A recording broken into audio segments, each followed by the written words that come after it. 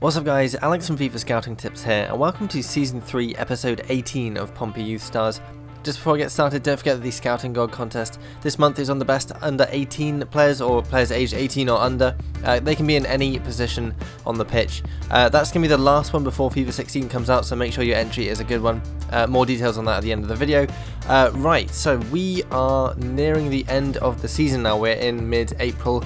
We have a couple of games left in April, just 2 games, Fulham and Man City, before we get into May and the season ends. So we have our first scouting report of the month. It is the last one from England, so we've only got this report left to go, and we have Andrew Holmes, 58 to 80 potential, definitely not good enough. Then Brandon Patty, 61 to 85, again, not good enough. Akini Ado, 72 to 92 potential, so that's looking pretty decent. Looks like he's probably going to be maybe early to mid 80s potentially for his potential, so I think we will sign him up. We've made a bit of space in our academy, so we've got room for him now. Then Fernando Monzon, 55 to 75, not good enough.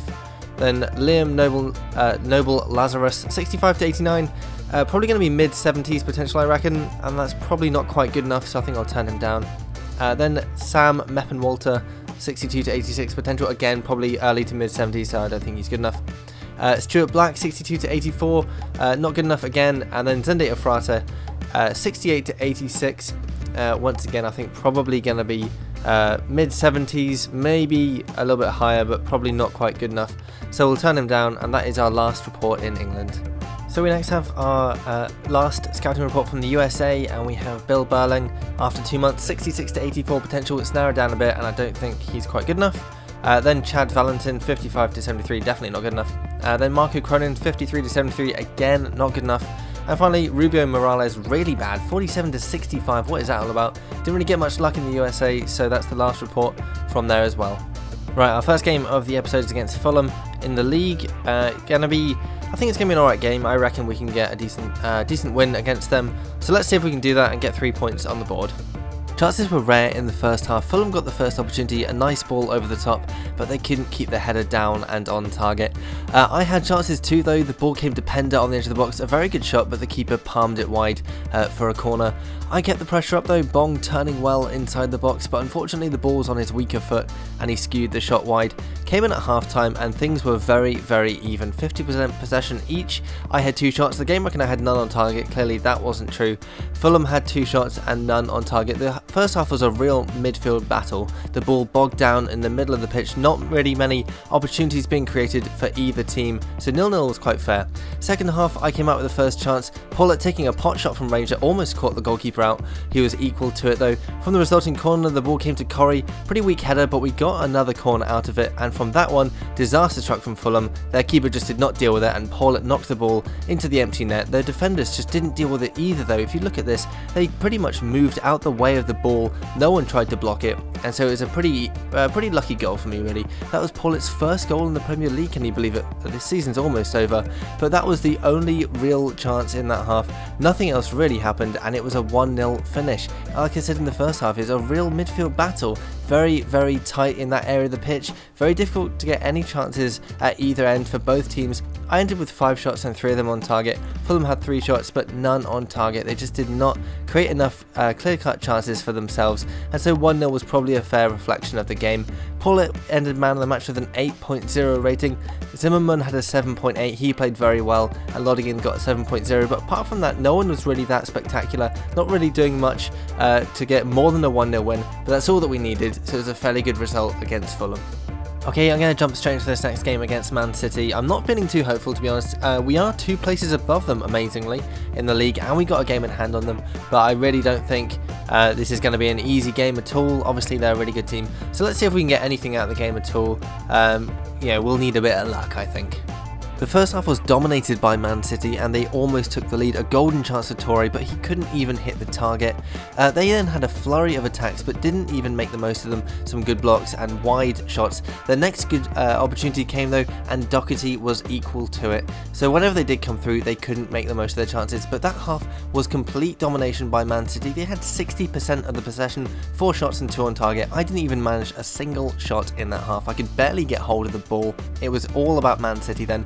but then the second half was completely different. Bong managing to wriggle his way through the defence. The ball unfortunately was on his right hand side and I couldn't hit the target with it, but it was a sign of things to come. Bong again getting away from the defenders somehow, using his pace to get through, but a superb save from the goalkeeper. I was certain I was going to score that one.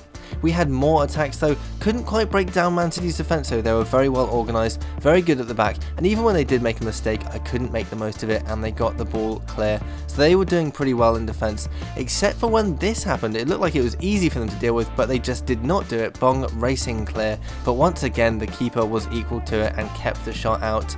And I almost broke through right at the death, a superb turn from Bong, but they just recovered to get the ball clear.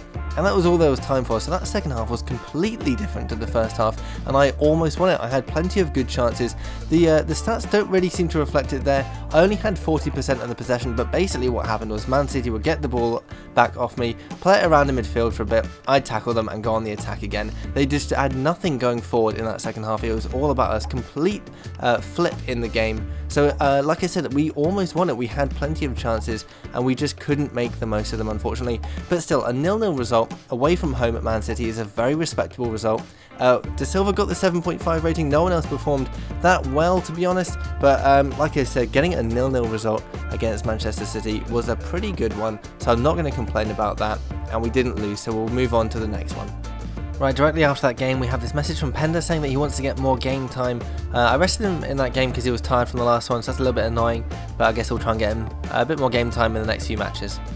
Okay, so we're on a big day. This is the 30th of April, a day before the May update. If you guys don't know, basically on the 1st of May every season, all your youth players get a massive boost in their overall and their stats. It's the only time in the entire year that they actually grow. So, we're going to have a look at our youth players now, before the May update, so you can see what they're like, and then we can compare that to after May and see how much they grow. So a lot of these aren't doing particularly amazing in terms of their overall ratings. Luke Arthurworry in particular, 38 to 44, doesn't look particularly good, but he's got really high potential, so that means he's going to grow loads. So I'll just keep on going. We have, like I said, a few good players in here, but most of them don't look great, but they will tomorrow. So let's go and advance one day and see what they look like on the 1st of May. Okay, it's now the 1st of May, and as you can see, our players have grown, and a lot of them are looking a lot better than they did before, particularly this guy, Liam Vaughan, 68 to 80 overall range and 84 to 94 potential, looks incredible. Luke Arthurworry, that player who was 38 to 44 before, now he is 65 to 73, so that's a gigantic leap in his overall. Loads of really good looking stats there as well, so he's going to be really good. And this is the rest of our squad, so they're all looking pretty decent now. The issue, however, is I've gone through my promoted squad, my first team squad, and I realised that I have too many players in there to promote all of these youth players at once. I'm going to have to sell some players or cancel some contracts or something like that. So I think what I might do now is promote the best players from this bunch, so we can see those straight away. Then when the end of the season comes around, I might cancel some contracts, or next season I might sell some players, make some space for the rest of these players to be promoted. So I think I'll do it that way, so at least we can see what some of these players are like before the end of the season. Okay, I've had a look through these players and I've decided who I'm going to promote. So we're going to start with Daniel Gallagher, the striker there, the Scottish striker. Next up will be Fraser Layden, defensive midfielder, and he has 64 to 68 I think it was overall, yep. Liam Vaughan up next, that's 68 to 80 overall, just could not turn him down. With an overall range like that, he's just going to be amazing. Then up next is Luke Arthurworry, another good overall, and looks like he's a speedster as well, which is fantastic, and a right back, so that's just what we need. We wanted a fast fullback, and it looks like we've got one there with Arthurworry. And the last one is Teti Hamadou, who is a striker. So hopefully these players are going to look really good. They look good to me from looking at this youth squad screen, so let's go and see what they're like when they're promoted. But before that, we have this match against Man United. They're a place above us in the league, so it's quite close on paper, but I think we're probably going to lose because we are away. No, we managed to get a draw. That was a bit unexpected, so that's a pretty good result against a really strong Man United team. Okay, so all our players have now come through. So we have Teti Hamadou, rated 69 at 17 years old, and he has showing great potential as a status, which means his potential is 80 to 85. Here are some of his stats. So he's got 86 ball control and 82 dribbling, pretty good. 73 finishing as well. Not very fast, which is pretty annoying. He's not going to be as speedy as Bong. But he's got a decent weak foot, 4-star weak foot, which should be pretty useful, and very, very good dribbling and ball control, so hopefully he can cause a bit of damage in the box. You have Luke Arthurworry, that right back who is a winger. He has 90 acceleration and 90 sprint speed, as well as 84 stamina, so that's really, really good. Going to be running all game long, as well as 84 crossing and 83 dribbling, and 95 short passing. That's mental. So I think he might be really good to play as a winger, just because he has that amazing pace and crossing as well, and dribbling. So that should be really, really useful. So I think I'll play him on the wing more than at right back. Then we have Fraser Layden, 67 at 16 years old. Oh, I almost forgot. Luke Arthurworry has potential to be special. That's his status. So it's at least 91 potential. Amazing stuff. He's going to grow really, really quickly for us. Fraser Layden then showing great potential as well. Rated 67 at 16 years old. Here are some of his stats. Again, not very fast, but he's got very, very good tackling stats, so that should be quite useful as a defensive midfielder, alongside Green, who also has very good tackling. Those two could be very formidable in the middle, and he's 6'1", so he's got decent height on him as well.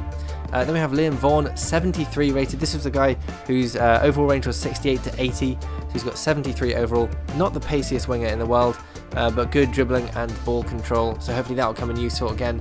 3-star skills and weak foot as well.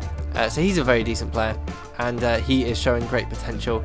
And then finally we have Daniel Gallagher, who is another one who whose status has potential to be special. He's rated 68 at 17 years old. Some very, very good technical stats. His pace isn't too slow, which is okay, I guess. Not lightning quick like Bong, but he's got half decent pace, I suppose. High attacking work rate, 1-star weak foot could be a bit annoying. But we'll have to see. He looks like he's got very decent technical stats. So those are the 5 players that we promoted. Hopefully they're going to turn out to be really good. They're looking like they're going to be good, and they've got some very good potentials as well, so they should grow quickly. So we have this match against Norwich, which I'm going to sim just to get through it quickly. I've handed debuts to quite a lot of our newly promoted players, so hopefully they can do quite well. We drew 1-1, which isn't bad, I guess. De Silva getting the goal. So we've just had this amazing piece of news from Lodigan. It says, "My decision," which is a bit of an ominous title for an email, but he says, "This may come as a bit of a shock to you considering all that has been said in the press, but I've decided that this is the place I want to play my football and I'll be staying." So after all that speculation, he's not going anywhere. We thought he may be staying earlier on in the season, and it looks like it's been confirmed now. He's not going to go anywhere, so that's fantastic news. Right, we had this game against Southampton in the league. I am going to sim it just so I can get through it nice and quickly. Given a debut to Hamadou, his first game since being promoted, and we win it 1-0, although Ajay Boateng is injured. Hopefully it won't be too long. Here's the end of the season, so it shouldn't make too much difference. Stegmaier getting the goal. And no, it's not too bad. Ajay Boateng only out for 3 days, so that's pretty good going. Okay, so this is the last game of the season, and if you have a look at the table on the right hand side, we are in 5th place, so we're actually qualifying for Europe at this rate. If we get a decent result against Everton, we may actually be able to do it and finish the season on a real high. Europe would be great next season.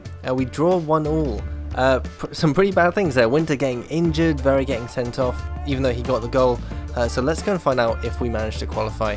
So just before we do that, we've been given almost £9 million for where we finished in the league, so that's pretty good going. Nice amount in the budget. And as well as that, Alex Winter is out for 4 months, which is not good. He's a pretty key player. We have got some other decent defenders, but he's a very important player for us. So hopefully he won't be out. Won't be too much of a big impact for us. So we managed to qualify for Europe. We finished in 5th place, 2 points clear of the 6th place. So we'll be playing in Europe next season, which is a fantastic result. And as well as that, Bong has finished as the top scorer in the season with 22 goals, 2 ahead of Christian Eriksen on 20. So that's amazing to see. That was in Bong's first season in the Premier League, and already he's become the top goal scorer. A really, really good thing to see. And despite that, he somehow didn't make it into the team of the season. Doesn't really make a lot of sense, but it never has. It's always been difficult to get players in the team of the season for some reason, and being top scorer apparently isn't enough. And it didn't take long, did it? Michael Pender has said that he's happy that we've restored him to the team, so that's really good to see. Okay, so we've hit the first of the month, and we'll see how our players are growing. So we have Mark Doherty on 79 plus 3, then Tim Zimmerman, can't even say his name right, 73 plus 4, then Aymeric Bovaga on 68 plus 2, Alex Winter, we can skip over him, then we get to Angelo De Silva on loan, so he'll be going back soon, he's rated 70 plus 4, Michael Pender on 75 plus 4, Dylan Quinton 72 plus 2, then Francesco Verri on 72 plus 2 as well. Another real player before we get to Kelvin Bong on 76 plus 4. Finished the season 23 goals in all competitions in 33 matches, an amazing return for us. Then Darren Paulett has grown, he's on 78 plus 1. Then we get to Karim Stegmaier on 68 plus 2. Jensen Bennett on 72 plus 4. And then Yuri Lodigan on 70 plus 4. Before we get to Danny Corey, who is now on 69 plus 5. And David Brown on 71 plus 3. Then Daniel Gallagher, our new player, 69 plus 1, grown a point already, amazing stuff. Then we get to Liam Vaughan on 73, hasn't grown just yet, but he's only just been promoted. Then Philip Jaimera, another loaned in player, on 74 plus 3. Then Samuel Ajay Boateng on 73 plus 3. Before Fraser Layden, who hasn't grown yet either, on 67. And Luke Arthur-Warry on 68, hasn't grown, but some of his stats have. 96 short passing is pretty insane, to be honest. Then we get to Teti Hamadou, who again, stats have grown, but he's still on 69 overall. Then Michael Coyne on 67 plus 3. Before Dimitri Garassi, who has grown, he's on 70 plus 4. Then Shuttleworth for Tannen, hasn't grown at all. Before Liam Osborne on 65 plus 1. Keaton Nichols on 64 plus 4. And then Ryan Green on 65 plus 4. And then another real player before we get to our loaned out players, Mr. Haro Paul Daniel on 67 plus 3, then Paddy Malloy on 63 plus 3, and Curtis Simpson, our test player, see how his physical stats will grow, he's on 58 plus 5, Andrew Robson on 67 plus 3, then Joe Haynes, who hasn't grown, neither has James Smith, Hiroki Tasaki either, Frederick Mathis on 63 plus 1, only grown in mental stats though, and the same is for Brad Knight on 65 plus 1. So that's all our players, how they've grown this month. If there's any player you reckon I should sell to make room for more youth players, or whose contracts I should cancel, that kind of thing, let me know. I'd rather sell them honestly, because then I could make more money from them obviously, but let me know in the comments if you saw any players in there that I should get rid of. Okay, I think I'm going to leave it there for today's episode, guys. We have had a pretty whirlwind end to the season. We've qualified for Europe. Bong was the top scorer. We had some amazing results and some really good games, and there's some great youth players as well that we've promoted. We've still got a few more to promote, but we need to clear up some space in the squad first. So I think what I'll do is I'll advance to the next season. We can then sell some players and make room for those remaining youth players. So like I said just now, if there are any players you want me to get rid of to clear some space, let me know and I'll work on selling those early next season. As well as that, what do you want me to do for the next season? Because we've got to the end of this season, but FIFA 16 is fast approaching. I'm sure you guys want to see these new youth players in action on the pitch in games that I play, but I probably won't be able to do many games if I just play all of them. So maybe I need to sim some games, or sim all of the games, or maybe half the games, I don't know. I want to finish it the way you guys want me to though, so if there's anything you want me to do for any ideas you got, make sure you leave those in the comments below and I'll have a look at them. Like I said at the beginning of the video as well, the Scouting God contest this month is on any players in any position as long as they are aged 18 or under.